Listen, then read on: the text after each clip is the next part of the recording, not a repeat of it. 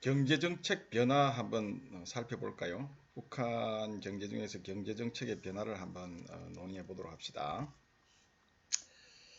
자, 우선 그 시장에 대한 정책인데요. 북한 경제정책 변화 중에서 중요한 내용이 바로 이 시장에 대한 정책이 몇 가지 있는데, 우선 시장화 현상의 대두 현상을 우리가 들 수 있어요. 북한 경제에서 이 시장화 현상은 80년대 중반, 중후반에 계획경제가 사실상 정상적으로 가동되질 못한 상황에서 시장의 현상화가 본격적으로 대두가 되었습니다. 그래서 90년대 들어서도 공급 부족 현상으로 인해서 자재 공급이라든지 이런 배급 제도가 원활하게 작동되지 못했기 때문에 2003년도에 북한 당국은 이 11장으로 이루어지던 형태의 농민시장을 상설시장화하는 그런 정책을 시행을 했습니다. 이 농민시장은 계획경제화에서 운영되던 공식 시장이었죠. 그런데 90년대 중반 경제난 이후에 이 암시장 형태로 이 야시장, 장마당 등으로 이렇게 발전이 되어서 당시 이 불법 거래 상품이었던 쌀이나 옥수수 이런 식량과 공산품 등을 매매하는 공간으로 거듭이 났죠. 북한 주민들은 처음에 그 배급제가 중단이 되었을 때 당시 생존을 위한 식량 획득 목적으로 단순 거래자로서 농민 시장에 등장을 했지만 여러 차례 이제 이런 교환 활동을 하다 보니까 부를 축적하게 되는 경험을 가지게 됐죠. 그래서 화폐 자본을 축적해 나갔고 또 일부는 이 상업 자본을 축적해서 돈주로서 성장해 나갔습니다. 그래서 북한의 이 돈주라는 의미는 이런 그 시장을 통해서 화폐 자본을 형성한 이 신흥 부자층들을 우리가 돈주라고 합니다. 이 장마당에는 이 공장 기업소 자산의 전유, 약탈, 탈취 등을 통해서 유입된 여러 가지 재화, 텃밭이나 또 소토지 등에서 경작된 이 농축산물, 또 개인 자산으로 보유하고 있었던 물품들, 또 국제사회 자원 지원 물자, 또 북중 간의 공식 어떤 무역 등을 통해서 대규모로 유입된 재화들이 이제 공급되기 시작했죠. 자, 이 북한 당국은 이 90년대 중반 무렵에 심각한 식량난과 또 계획경제 시스템의 고장으로 인해서 북중 간 접경지대에 통상구를 개방을 하고 또 국가가 지정한 무역기관 외에 정부 부처인 성이나 기관 군부대 또 지방의 도인민위원회나 공장 기업소들도 대외 무역 활동에 참여하는 것을 허용해 주었던 것이죠. 그러한 결과로 90년대 말경에 이 북한의 시장화 현상은 전국적 규모의 유통 네트워크를 형성하는 현상으로 전개가 되었던 것입니다. 90년대 이 말경에는 이 전국적인 이 규모의 유통 네트워크가 구축이 되었다고 했는데요. 이 이면에는 당이나 군 등 주요 이 특권 기관들이 특권을 활용해서 외화벌이 또를 통해서 또 시장 활동을 통해서 이러한 것들이 가능했던 것이죠. 그래서 북한은 이 주요 특권 기관들은 특히 그 외화벌이 원천을 장악해서 무역 활동을 할 수 있는 권한을 가졌던 것이죠.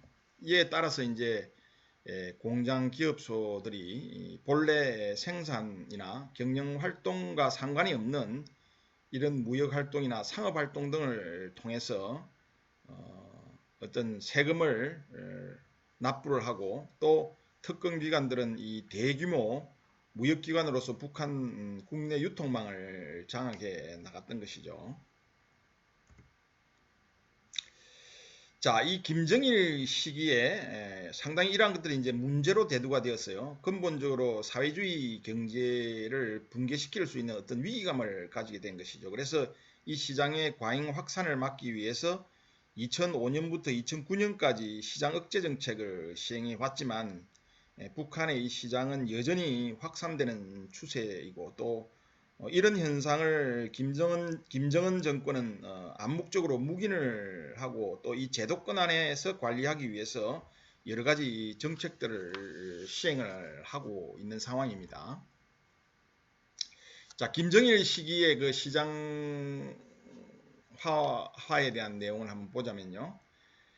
자, 우선 그 김정일 정권은 그 2002년에 국가 관리 내로 이러한 그 불법 시장들을 국가 관리 영역 안으로 유도를 해야 되겠다 이런 생각을 했었죠. 그래서 2002년도에 시장 기능을 부분적으로 인정하는 소위 말하는 이런 7일 경제 관리 개선 조치라는 것을 시행을 하게 됩니다.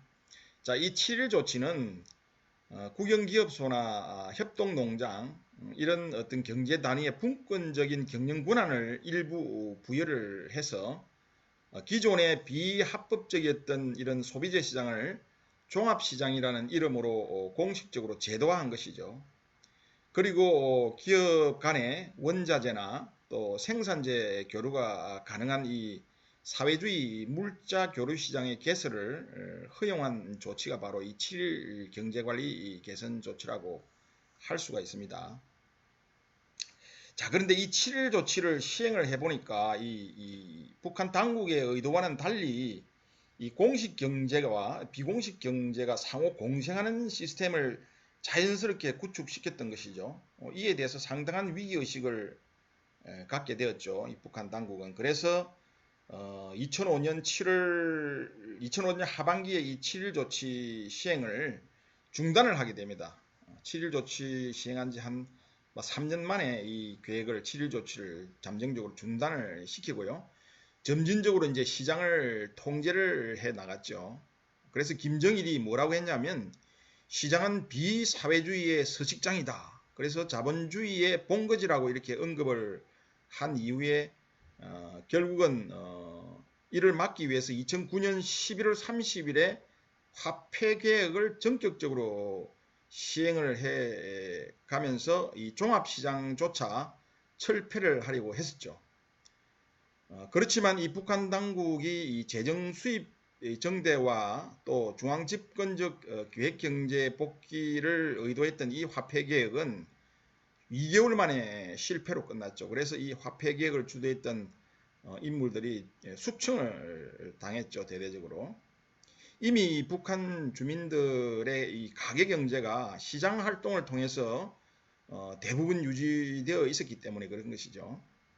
또 계획경제 공간도 시장에 의존해서 작동을 되고 있었고 국가의 재정 수입조차도 이 시장의 토대 위에서 상당 부분 달성되는 현실이었기 때문에 이 화폐개혁은 실패할 수밖에 없었죠.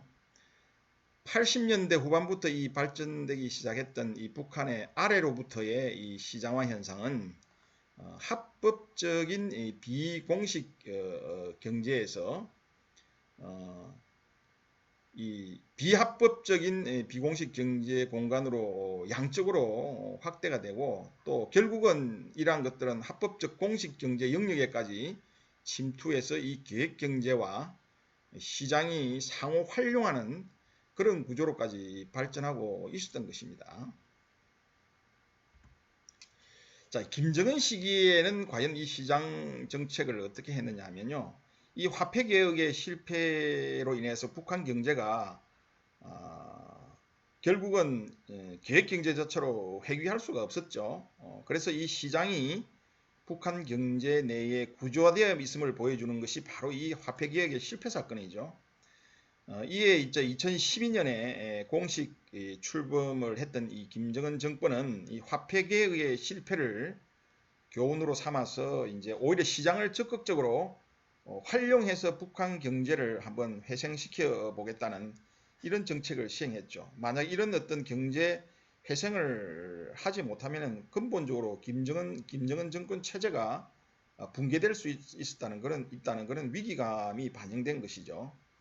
특히 이 돈주들과 이 주민들이 가지고 있었던 이 화폐 자산, 즉 돈을 활용해서 이 김정은 정권의 어떤 단기적인 업적을 가시화하는 데 집중했던 그런 모습을 보였던 것이죠. 자, 이 북한의 돈주들은 이 사금융 분야에서만 뭐 역할을 한 것이 아니고요. 금융 분야, 실물 경제 분야에까지 투자 활동을 하기 시작했고요.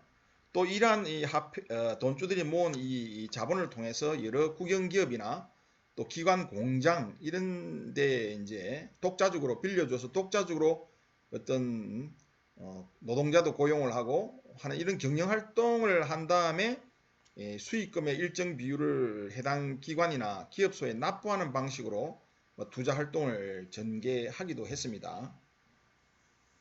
그래서 이 돈주들은 이 1990년대부터 2000년 초반 그 시장 확장기에 주로 뭐 환전이나 고리 대금 등을 해왔지만 점진적으로 이런 제도적인 상업 금융 시스템이 구축되어 있지 않다는 것을 이용해서 자금을 대출해주고 융통해주고 또 이자 수익을 획득하는 이 북한판 화폐 자본가로 변모를 하게 된 것이죠. 은행의 역할을 이 돈주들이 하고 있다고 보면 됩니다. 더 나아가서 앞에서 설명한 바와 같이 실물 경제 분야의 투자 활동도 전개하는 이 투자가의 형태로 확대되기도 했고요. 그런데 이제 김정은 집권 이후에는 이 돈주들을 이제 활용을 하기 시작했죠. 그래서 북한 당국이 이 시장을 묵인하고 또 이를 활용해서 북한의 시장화 현상은 더욱더 확대가 되었던 것입니다. 자, 이런 시장화 확대 현상을 좀 보자면 우선 국영기업소와 국영상점 같은 이런 공식 경제 부분들이 돈주의 투자를 받아서 직접 시장 지향적인 경영 활동을 하고 또 이 국가의 기업의 이익금을 납부하는 현상이 점점점 확대되기 시작했죠. 그 다음에 또 두 번째, 이 북한은 일부 시장을 공식 제도 내로 편입을 해서 결국은 종합시장을 공식 허용한 것이죠.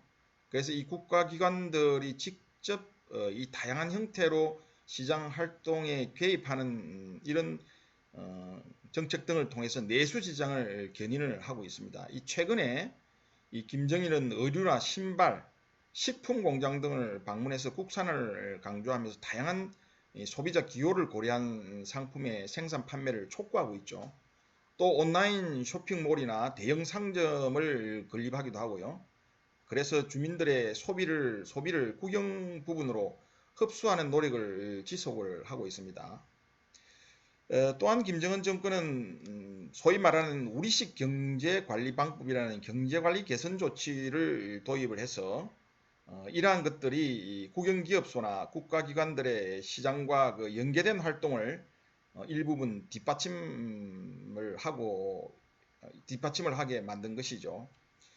이 우리식 경제관리 방법이라는 것은 조선신보 2013년도에 게재된 조선신보에 의하면 경영권을 현장에 부여하고 또 노동자 농민들의 어떤 일욕심을 돋우는 조치다.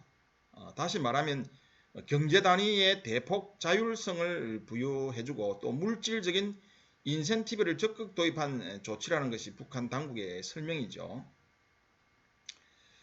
자, 이 우리식 경제 관리는 농업 분야에서는 분조 관리제 하에 포전 담당 책임제라는 것을 도입을 했고요.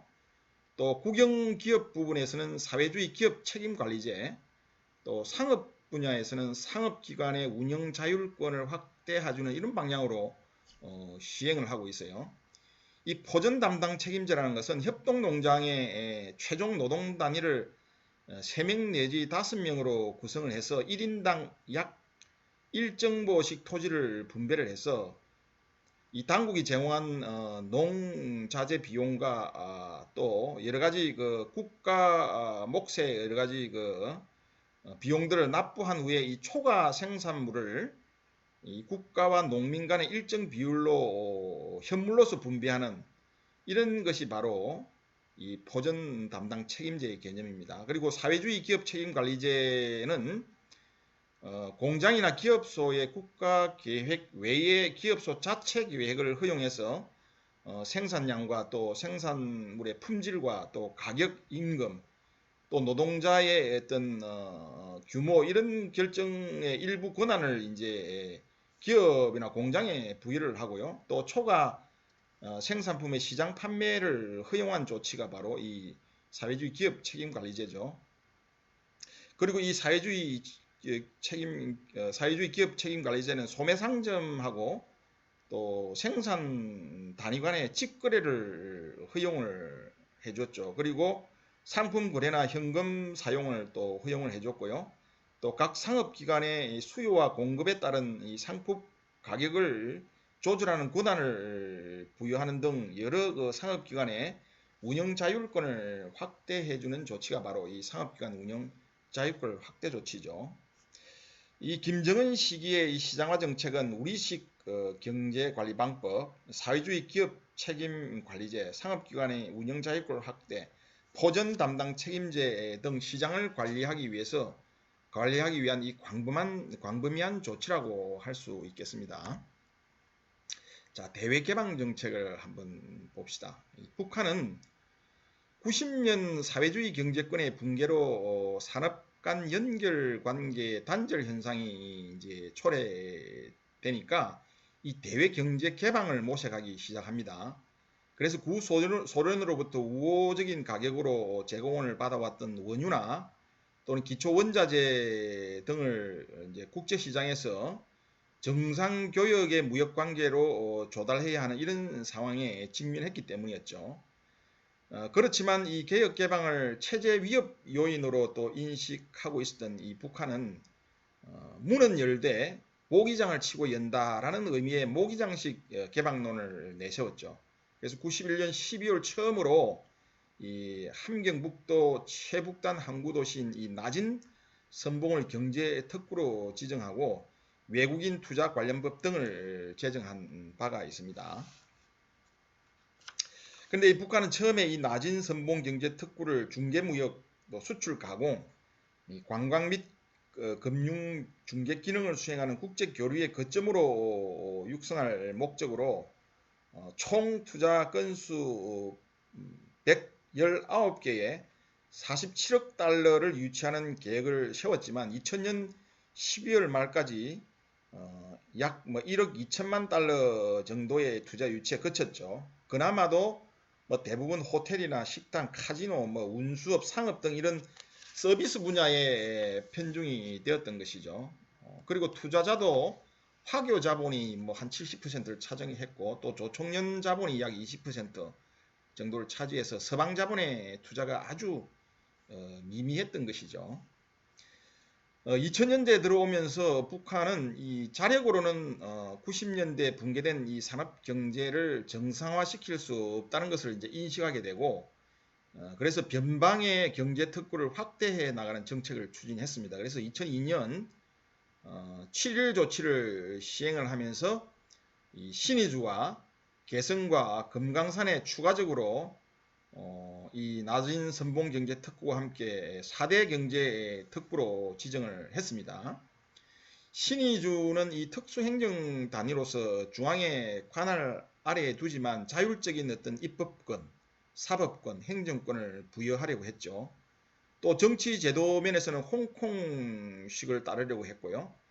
경제 특구 제도 면에서는 사회주의 경제 토양 위에서 시장경제 제도를 도입한 이 중국의 심천특구를 선별해서 혼합한 이런 방식의 내용을 각각 담고 있었죠. 그러나 이 북한이 당시 계획했던 이 신의주 특별행정구는 중국의 초대 행정장관으로 임명된 이 화교 사업가 양빈이 중국 당국의 탈세 혐의로 체포되면서 무산되어 버렸던 것입니다. 그리고 개성공업지구와 금강산지구는 우리 남한 자본이 단독 투자 개발하는 형태의 특구로 개설되어 가동이 되었었지만 북한의 지속적인 핵실험과 미사일 발사 시험 때문에 개성공단은 2016년 2월 1일에 중단이 되었고요. 금강산 관광지구는 관광객 박왕자 우리 남한 관광객 피격 사건으로 박왕자 씨 피격 사건으로 2008년 8월에 중단이 되어 버렸죠. 북한은 2010년 천안함 폭침 사건 이후에 그 남한의 취한 오이사 조치로 인해서 남한 남북 경협이 위축이 되자 이 대중국 개방을 더욱 확대하는 조치를 취했고 또 이 외화를 확보하는 방향으로 대외 경제 정책을 변화시키기 시작했습니다. 그래서 2010년 나선시를 특별시로 격상을 시켰고요. 또 2011년에 황금평과 위화도를 새로운 경제 특구로 지정을 했고 또 나선, 황금평, 위화도를 중국과 더불어서 공동 개발하고자 하는 정책을 추진을 했었습니다. 2011년 이 북한 장성택과 중국 상무부 장관이 참여하는 공동 착공식을 개최하기도 했죠. 또한 중국의 동북 삼성 지역과 또 북한의 북경 접경 지역 간의 교량과 도로, 철도 등 이런 인프라를 연결하고 정축하는데 상의를 상호 합의를 했죠. 그렇지만 2013년에 12월에 장성택이 숙청됐죠. 이 장성택이 숙청된 이후에 이 계속되는 북한의 핵실험과 또 국제사회의 대북 제재로 인해서 양 지역의 경제 특구 공동 개발은 답보 상태에 머물고 있고요. 우선 이 황금평 위화도 경제 특구의 경우는 형식상 관리위원회 건물만 건축이 된 이후에 사실상 수년째 추진되고 있지 않고 있죠. 그리고 나선 경제 특구의 경우는 북중 간 합의된 소규모의 몇 개 프로젝트만 추진이 되었었죠. 다시 말해서 중국이 사용하는 이 나진항 1호 부두 개보수하고 또 창고 건설, 북한 원정리 세관과 나진항 간의 뭐 도로 확장, 2차선을 4차선으로 확장하는 것이었죠. 그리고 길림성하고 나선시 간의 고효율성 농업 시범구 협력 사업 등 일부만 전개되었을 뿐이죠. 그래서 중국의 이 나선 경제 특구 내에는 자본 투자는 주로 식당, 가라오케, 뭐 숙박업, 물류업 등 서비스 업종 위주고 인프라나 이 제조 부문 투자는 적극적으로 추진되고 있지 않고 있죠.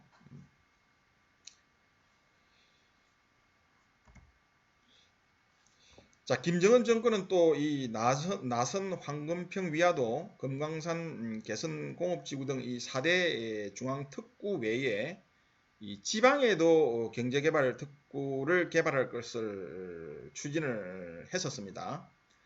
2013년 5월 29일 날 경제개발국법이라는 것을 제정해서 순차적으로 이 경제개발구 설치를 발표를 했죠. 그래서 현재 이 경제개발구는 중앙급 9개와 지방급 19개 등 총 28개의 경제개발구를 발표를 했습니다. 이 중에서 공업개발구가 15개고요. 농업개발구가 3개, 관광개발구가 6개, 수출가공개발구는 3개, 첨단기술개발구는 1개 등으로 이렇게 경제개발구를 발표를 했죠. 김정은 정권의 이 경제개발구 추진은 기존 북한의 대외 개방 정책보다 확대된 내용으로 추진을 되고 있는데요. 뭐 이런 것들의 내용을 보면 먼저 이 중국식 경제특구 정책을 모방해서 경제특구 개발구를 중앙급, 지방급으로 이원화하고 있다는 점이죠. 그리고 두 번째는 기존의 종합 경제특구가 아닌 각 지방정부들이 보유한 비교 우위 요소들을 기초로 해서 특화된 경제 개발구를 추진한다는 점이고요. 세 번째로 이 기존과는 달리 경제 개발 지대 밖에 북한 기업이 새로운 경제 특구, 경제 개발구에 진출할 수 있게 경제 개발구법에 보장을 했고요. 또 지대 내의 외국 자본이 지대 밖에 북한 기업과 연계될 수 있도록 경제개발국법에 제도화를 시켰죠. 나진 및 개성공단에 이 진출한 기업들은 이 지대 밖에 북한의 기업들과 위탁 가공 내지는 생산 공정의 분업 관계를 그러나 맺기가 사실상 어려웠었죠. 그러나 김정은 정권의 경제개발구 정책이 선포된 이후에 어느 한 곳도 사실 추진되지 못하고 있습니다. 2013년 이 경제개발구 신설을 선포한 이후에 4차례에 걸쳐서 핵실험과 수십 발의 미사일 발사를 강행했기 때문이죠. 이 국제사회의 대북 제재 강화와 함께 또 시장 개혁이 지체가 되고 또 개성공단이 중단이 되고 또 전력 부족과 또 열악한 인프라 또 낙후된 어떤 물류 체계 등 이런 여러 가지 어려움이 겹쳐서 개발구 추진이 사실상 어렵게 된 것이죠. 자, 중국이 이 경제 특구 정책을 통해서 경제 성장을 이룰 수 있었던 것은 이 중국 정부가 국제 질서에 적극 편입하는 외교 정책을 시행했기 때문이죠. 그리고 이 중국의 최고 지도자가 개혁 개방 의지를 확고하게 밝혔기 때문입니다. 그러나 또한 또 중국의 경제 특구 지역과 또 국내 산업 시장의 연계를 위해서 대내 시장 계획을 중단 없이 중국은 시행해 나가고 있고 또 중앙지방정부가 외자 유치에 필수적인 법과 제도, 인프라 등을 조성했기 때문에 중국의 경제 특구 정책은 성공을 할 수 있었죠. 또 외자 유치의 관점에서도 외자 유치는 사실은 그 나라 정부에 대한 신뢰가 형성이 되고 인프라 등 이 자본 유치의 여건이 마련이 되어야 외자 유치가 되는 것인데 그래서 이 북한은 이 대외 개방과 개혁을 동시에 시행하는 여러 가지 종합 계획을 제시를 했고 또 비핵화를 적극적으로 진행을 한다고 그러면 이 김정은 정권의 경제 개발 구상은 본격 실행될 수 있을 것인데 이러한 어떤 핵무기 개발과 또 미사일 개발을 포기할 수 없는 이런 의지를 국제사회에 보였기 때문에 여러 가지 이 경제 개혁 조치들과 또 특구나 또 경제 개발구 같은 이런 법들을 제정해서 과감하게 그 경제 개혁을 시도했지만 여전히 이 답보 상태에 머무르는 이유가 바로 근본적으로 북한이 핵무기 개발에 지금 어떤 핵무기 개발에 대해서 국제사회에 전향적인 어떤 태도 변화를 보이지 않고 있고 또 여러 가지 개혁 개방을 통해서 정권이 흔들리지 않을까라는 이런 불안감 때문에 과감하게 사실 경제 개혁을 추진하지 못하고 있는 이런 상황 때문에 북한 경제의 회생이 여전히 어렵다는 겁니다.